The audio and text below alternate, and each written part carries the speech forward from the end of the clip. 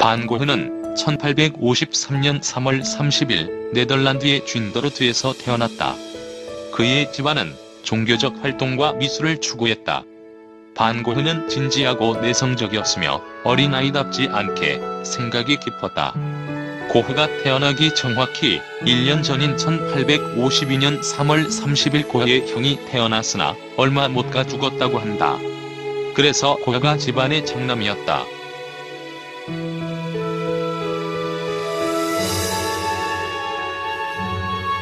1860년에 그는 200명 정도의 아이들이 다니고 있던 로마 가톨릭 교회 성격의 쥔더르트 마을 학교에 입학했다. 하지만 부모의 권유로 입학했던 기숙사 학교에 적응하지 못해서 1861년부터 새로운 학교에 입학하기까지 3년 동안 그의 여동생 안나와 함께 가정교사로부터 교육을 받았다.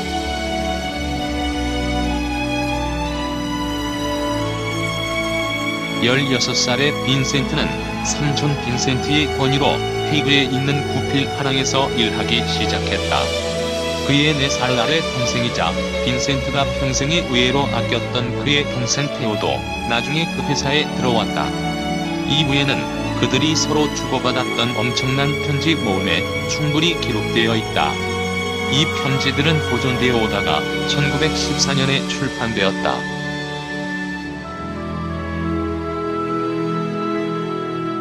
그 편지들은 그 화가의 삶에 많은 통찰을 주었고 그가 예민한 마음에 재능 있는 작가라는 것도 보여주었으며 무명 화가로서의 고단한 삶에 대한 슬픔이 묘사되어 있다. 테오는 빈센트의 삶을 통틀어서 경제적으로 지원해 주었다.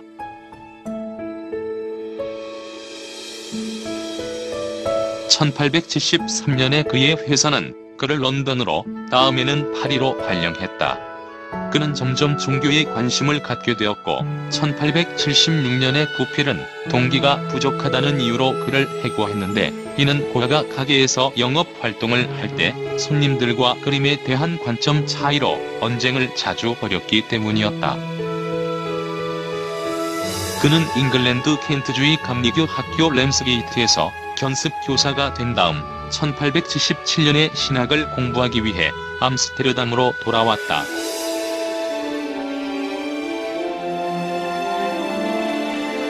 1878년에 신학교를 그만둔 그는 보리나주로 알려진 벨기에의 가난한 광산촌에서 평신도 설교자가 되었다. 광산에서 설교 활동을 하던 고흐는 고용주들의 착취를 받으며 고된 노동을 하는 대다수 노동자들을 매우 걱정했다. 결국 그는 6개월 후에 해고되었고 보수 없이 일을 계속했다. 이 기간 동안 그는 목탄화를 그리기 시작했다.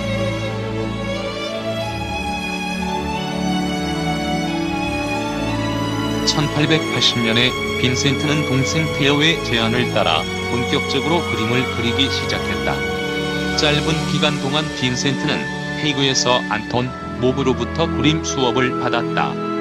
비록 빈센트와 안톤은 곧 예술적인 관점의 차이로 헤어졌지만 헤이그 미술학교의 영향은 그가 빛을 다루는 방식과 그의 붓자국의 산만함에서 빈센트의 작품에 눈에 띄게 남아있다.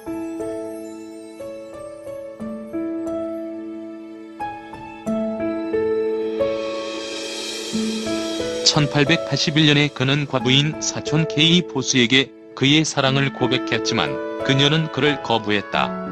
나중에 그는 매춘부 신호르닛과 그녀의 아이들과 함께 이사하고 그녀와 결혼할 것을 생각했지만 그의 아버지는 이 관계에 엄격하게 반대했고 심지어 그의 동생 테오도 그것에 반대하는 조언을 했다.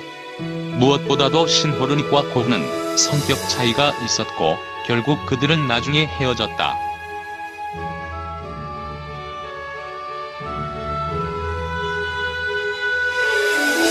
1885년과 1886년 사이의 겨울에 반 고흐는 벨기에에 있는 안트베르펜의 미술학교에 등록했다. 이 일은 실망만 안겨주었는데 그가 몇 달 후에 외젠 시베르트 교수에 의해 퇴학당했기 때문이었다. 그러나 반 고흐는 그 기간 동안 일본화를 접하고 관련 작품을 열렬히 모으기 시작했다.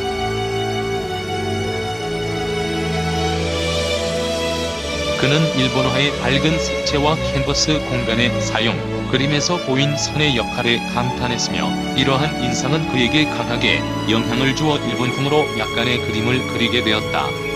또한 그가 그린 몇몇의 초상화도 일본화를 보여주는 배경을 설정해놓고 그렸다.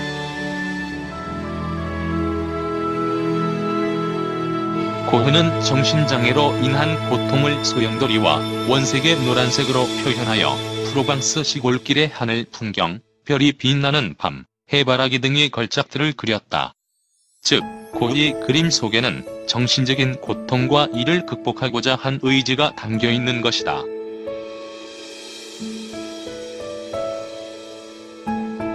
1888년 12월 23일에 그는 아르리 사창가에 있는 매춘부에게 자신의 왼쪽 귀조각을 건넸다. 고흐는 매춘부의 신고를 받고 그의 집에 도착한 경찰에 의해 병원으로 이송되었다. 그런 일이 있은 후 아르리 주민들은 그를 미친 네덜란드 사내라고 하며 그에게 마을을 떠나라고 강요했다. 그리고 그는 1889년 5월 8일 생내미의 한정신병원에 들어갔다.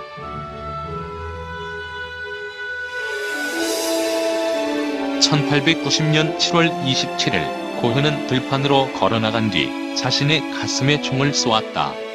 그는 바로 죽지는 않았지만 그 총상은 치명적이었다. 그는 비틀거리며 집으로 돌아간 후 심하게 앓고 난 이틀 뒤 동생 테오가 바라보는 앞에서 37세의 나이로 숨을 거두었다. 그리고 몇 개월 지나지 않아 동생 테오도 매독을 앓다가 죽었다. 두 형제의 시신은 나란히 묻혔다.